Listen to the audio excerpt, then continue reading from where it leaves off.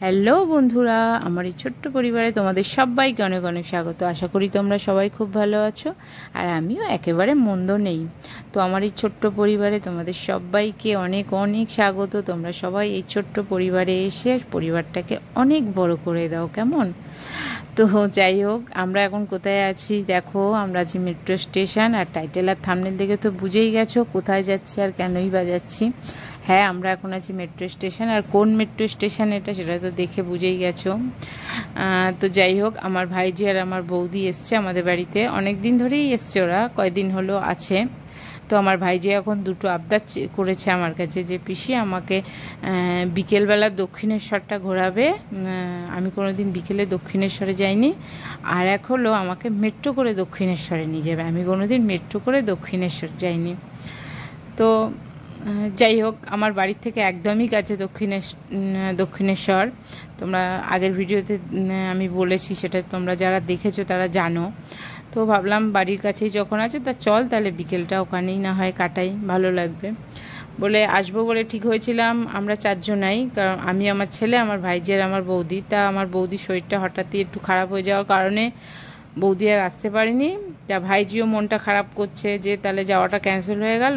আমি বললাম না, তাহলে চল, আমি তোদেরকে ঘুরিয়ে আনছি, তোর মা যেতে হবে না বলে আমি, আমার ছেলে আর আমার ভাইজিই বেরিয়ে পড়লাম দক্ষিণেশ্বরের উদ্দেশ্যে। তো দক্ষিণেশ্বর, বিকেলবেলা দক্ষিণেশ্বর আমিও অনেক দিন পরে এলাম। কারণ বিকেলবেলা সাধারণত আমার বাড়ির কাছে হলেও আমার আসা হয় না, কারণ আমরা প্রতি মাসে যে কোনো একটা মানে শনিবার অথবা রবিবার দেখে আমি আর আমার হাজব্যান্ড এসে পুজো দিয়ে যাই প্রতি মাসেই। ভোরবেলা আসি, এসে গঙ্গা স্নান করে মাকে পুজো দিয়ে তাই বাড়ি যাই। তা সেই এরম প্রতি মাসেই আসা হয়, কিন্তু সকালেই আসা হয়। বিকেলবেলাটা অনেক দিন পর মানে আসাই হয় না এখন ধরতে গেলে। তো বেশ অনেক দিন পর বিকেলবেলা দক্ষিণেশ্বরে এসে বেশ ভালো লাগছে।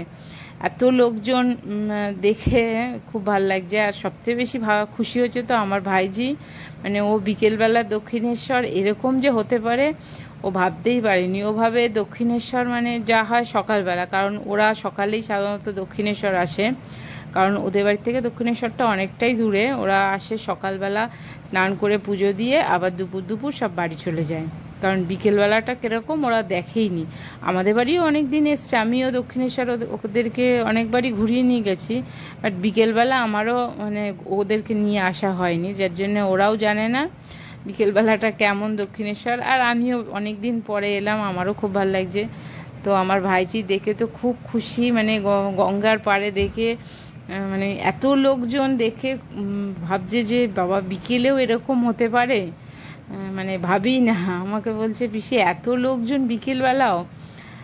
হ্যাঁ সত্যিই তাই, এরকম মানে আমার যখন নতুন নতুন বিয়ে হয়, বিয়ের পরে আমিও বিকেলে এরকম দক্ষিণেশ্বরে গিয়ে আমিও অবাক হয়ে গেছিলাম। কারণ সত্যিই আমরা বিয়ের আগে সকালেই আসতাম যেতাম, বিকেলবেলার যেরকম একটা পরিবেশ হতে পারে সেটা জানাই ছিল না।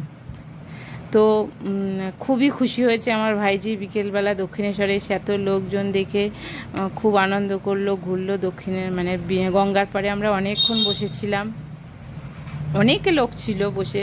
তো দেখো বিকেলবেলা কত লোক, সবাই এসে বসে, কেউ ভেতরেও আছে। ভেতরে তো আর ফোন মানে ক্যামেরা অ্যালাউ নেই, তার জন্যে কিছু দেখাতে পারলাম না ভেতরের সিন।